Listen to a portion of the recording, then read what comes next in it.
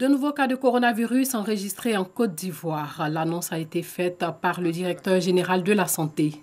Le ministère de la Santé et de l'Hygiène publique a enregistré ce vendredi 3 avril 2020 24 nouveaux cas d'infection à Covid-19 sur 226 échantillons prélevés, portant ainsi à 218 le nombre total de cas confirmés. Nous notons ce jour 218 cas confirmés, 19 guéris et 1 décès. La répartition de ces 24 cas se fait comme suit. 22 cas à Abidjan, dont la moitié à Marcory. 2 nouveaux cas à l'intérieur, notamment à Boaké et à Soubré. Abidjan demeure l'épicentre de l'épidémie à Covid-19 avec plus de 90% des cas. Le personnel de santé est fortement soutenu par le gouvernement dans cette lutte contre le coronavirus. 5 personnes, y compris des enfants issus d'une vague de 18 volontaires qui étaient confinés à l'INJS, l'Institut national de la jeunesse et des sports à Marcory, sont déclarées négatives au Covid-19 ce vendredi.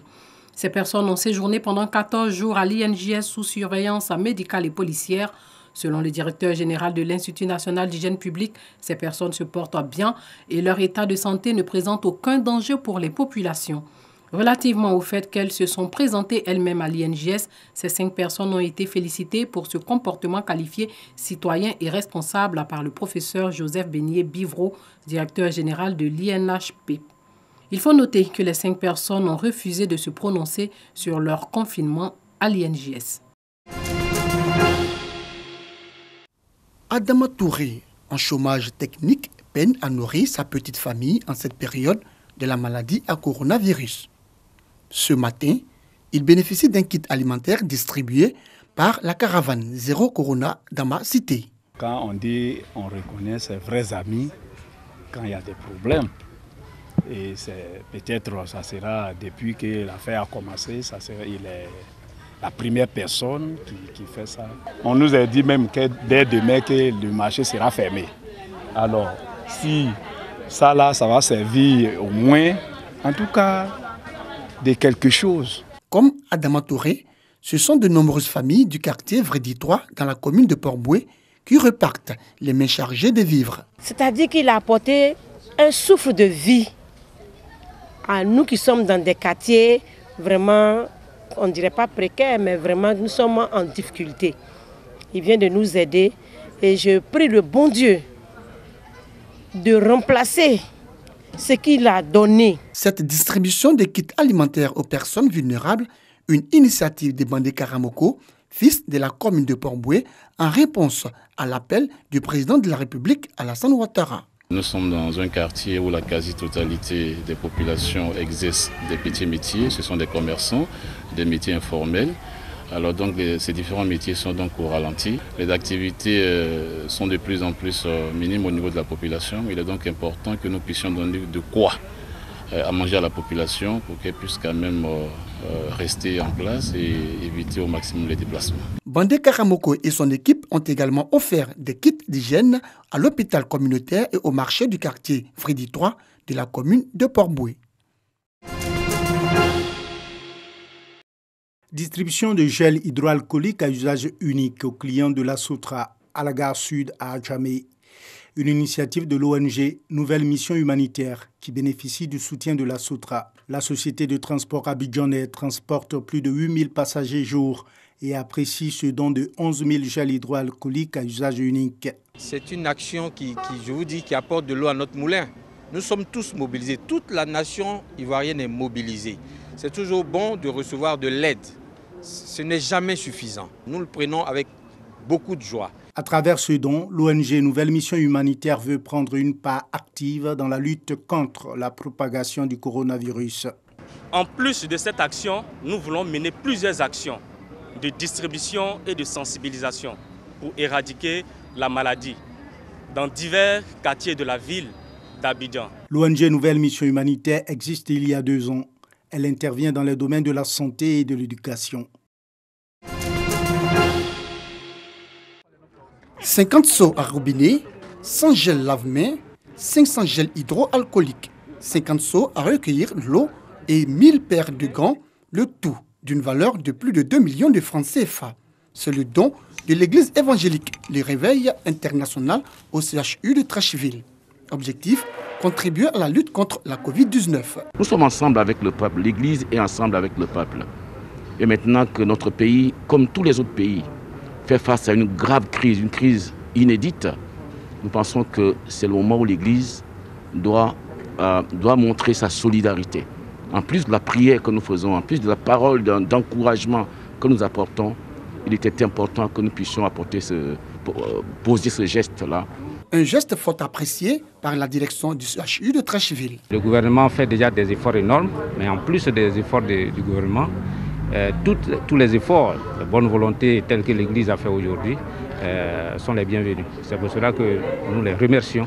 Et pour nous, c'est un geste très fort, c'est un geste vraiment qui est à saluer. Ça va véritablement me soulager, ça va me permettre donc de continuer de protéger mon personnel. Ekissi Ablé, représentant le ministre de la Santé et de l'Hygiène publique, a invité les forces vives à emboîter le pas à l'église évangélique afin d'aider le gouvernement à lutter efficacement contre la pandémie. C'est un geste, j'allais solennel, un geste qui est empreint de civisme, de citoyenneté.